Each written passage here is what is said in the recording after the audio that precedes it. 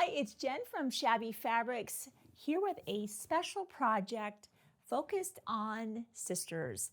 This beautiful wall hanging is called Forever Sisters, made with Leela Boutique's Love Struck collection, and we've created a template making this so fast and so easy. This is called the Charm Square in a Square, and I'm excited to show you how to use it. Even a beginner can absolutely put this project together using this template set. The kit, by the way, will include everything you're seeing, including the backing, and this is the pretty backing. So the first thing you'll do when you get your kit is you'll open up your Forever Sisters panel. Let's just take a look at that and see what you can expect. Obviously been folded multiple times, lots of wrinkles, so of course one of the first things you want to do, grab some sizing, get your iron. In fact, that's a good reminder for me, get your iron heating up to full hot, and some sizing, give it a nice spray all over and iron that good and flat.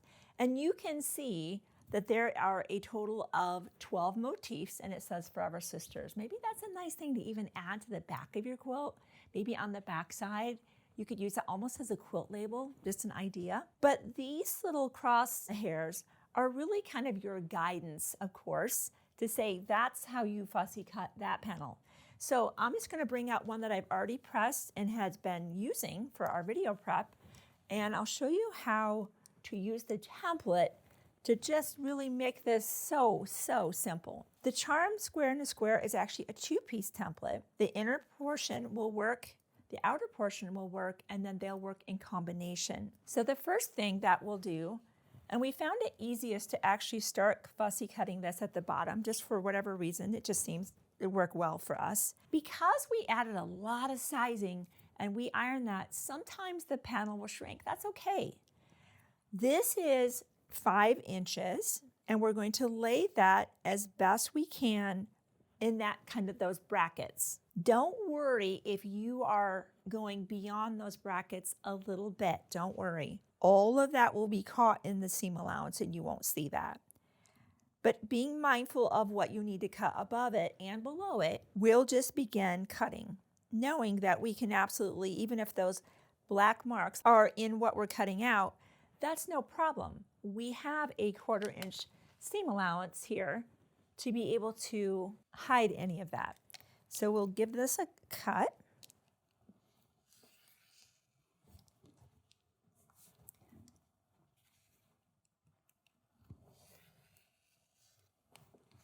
And once you have that, notice I'm using my spinning mat so I don't have to lift up my fabric. Definitely helps things be more accurate. And you just want to be very intentional about not overcutting into the other lane. Once you have that, you can set that aside and continue to cut. So let's just look at our next one. You can start to cut pieces away. If you want to, the first cut I would do on this one, to give you a little bit of strategy, is I would cut that top row first and separate it. Let's get right in there. Separate it from the rest of the fabric so it's easier for me to work with, right? Now I can continue to turn. Now something I'm noticing here on my tool is I've got some grips. You might be seeing that from above. I should have mentioned that. These grips are from the Gypsy Quilter, and they're fantastic. With Creative Grid products, their rulers have a grip on the back. So once you push down, they're not moving. But when you use other types of acrylic template that don't have this engineering on the back, adding grips will help that lock in. So that's not moving anywhere. Notice I'm going to flip this over. This is just the acrylic template. It's slippery. This grip is not going anywhere. So these are great for anything you want to keep from slipping around. It's not just for acrylic templates. Anything that you're finding sliding away, grab the no slip grip dots by the Gypsy Quilter. I find all kinds of uses for these, and absolutely on this template, as well as the outer portion of our template as well, that we added the additional grips in those corners.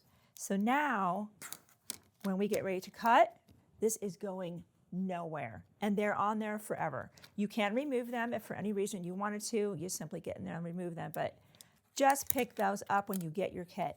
You're going to be like, you so need that. You don't want to make a miscut because you'll be miscutting into the next panel. All right, once you have all of your lovely expressions cut out, now you will have 5-inch squares in a charm pack, and you can decide the layout of that. But before we decide the layout, the first thing we need to do is simply cut them corner to corner.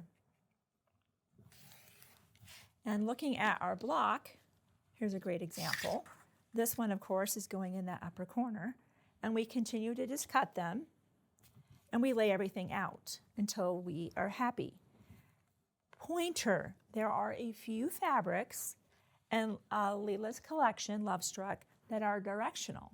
You can see that if I were to cut this here on this diagonal, what I would be left with, in order to have the flowers be right side up, this fabric would need to be on this lower left corner. And that fabric, the other half, would be in the upper right corner. So if you want this on this lower corner, just make sure that you're being very intentional about how you're cutting that. So here, we would take our square and, of course, cut on the diagonal. So this is in this position. You get the idea. And the nice thing about getting all of these cut apart, you can lay this out on a design wall, figure out the arrangement you like.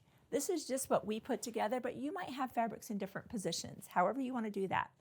Once you're satisfied with the layout, let's talk about the construction. This is where we're going, and let me show you how we're going to get there. So let's just say that we want to have this in this corner and this in this corner, and I can just grab this one here.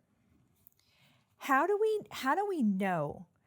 First off, if you are fairly new to quilting, it's going to feel weird to you that we have all of this triangle extending. Don't worry. That's the second function of our square up tool that we'll be using later. This is your best friend. But still, we want to be able to center this up. And you're like, but how? Easy. We'll fold this in half to find that center, and we're just finger pressing. Don't take this to the iron right now. Once we lay this down, that point will be right in that valley, just like that. And we're going to want to sew from this side. I want to be able to know when I start sewing when I'm actually making contact with my fussy cut panel, and we'll sew 1/4 inch to the other side. So we're going to go ahead and pin on this side.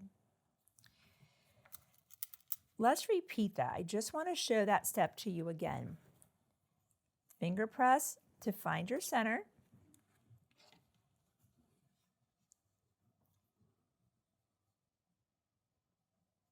I'm going to roll that back.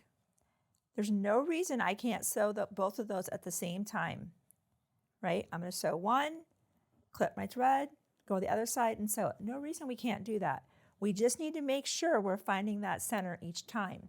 And again, we're going to pin and sew. We've done the sewing ahead of time just to save us a little bit of time because I want to definitely show you how to be using this tool. Once you have this, we'll press to the outside.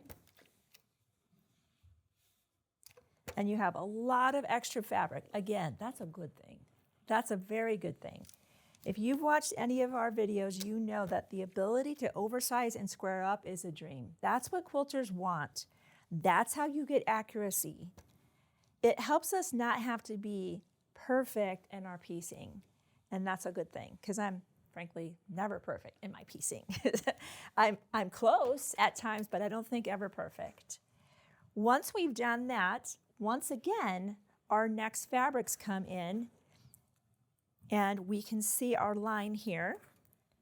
We would just fold that in half. Finger press to find the other center line,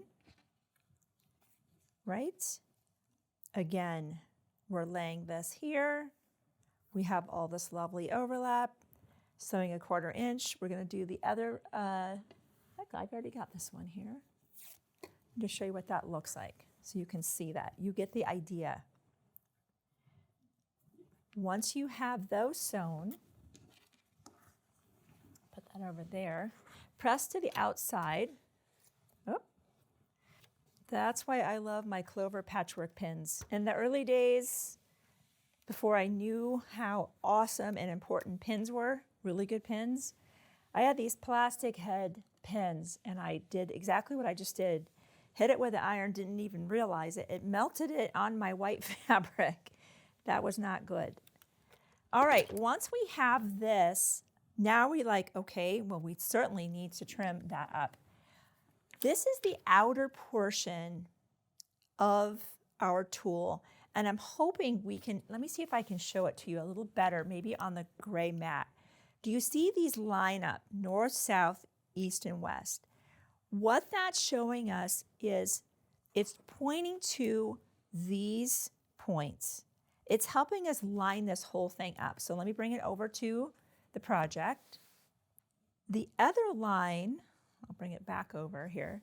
This line, the white line, that's your 1/4 inch seam allowance. So we're looking for two things. We want to line this up to make sure we're lined up with these points, but we're also from here over a 1/4 inch only so that our points come out, well, nice and sharp. That's the tool that's going to help you get that. That's the hardest part, and that's why we think this tool here is pretty special. So you can see I'm lined up with my vertical line. There is the line. That's the 1/4 inch. That's where the needle will pass. Lined up here, there. Once you have that sweet spot so that you have more to grip, you also have these 4 grips. Reinsert the center, and now let's cut around our shape. You can see the spinning mat is key to not lifting this up once you find that spot.